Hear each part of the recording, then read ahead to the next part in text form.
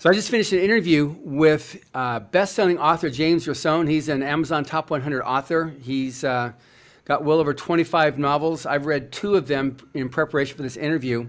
Amazing, brilliant. So, hello, James. Hello, thanks for having me on. Sure. So, you went from 3.5 years in military service there in Iraq, and then into a major career now as an author, to where in 4 years you're making mid 6-figure numbers, and then the next year or two up to 7 figures. So a little bit about like your how you made that happen.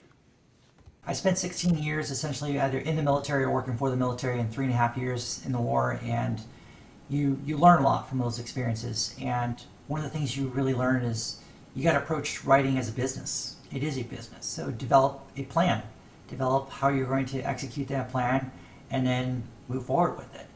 And that's really what it comes down to is figuring out that, and then figuring out what are you passionate about. Because one, you got to write what you know and know what you write. And while it is passion and important to do that, it also has to economically make sense. So you need to figure out, is there a reader base that is very interested in this book and in this type of genre you want to write? And if there is, then that's great. You move forward with that. Good. And you went to specifically, you mathematically or scientifically went to a formula you used to establish that you were writing the type of military thriller and science fiction, I guess military science fiction too, or science fiction thriller. It's not too More or dissimilar. less, yeah. Yeah. So how a little bit about how you did that.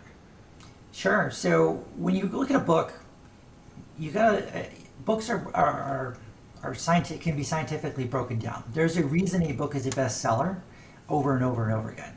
So the question is why? What makes this book a bestseller? And a lot of it comes down to the writer beats and knowing and establishing that pacing that makes a book fast pacing and moving. And an easy way to look at that is when you have your book, you look at chapter 1 and say and figure out how many scenes are in chapter 1. If there's say 2 scenes or 3 scenes, say okay, well scene 1, 2, and 3, are they action dialogue, or what are they? And then when you do that for the whole book, it paints a picture of of the pacing of the book.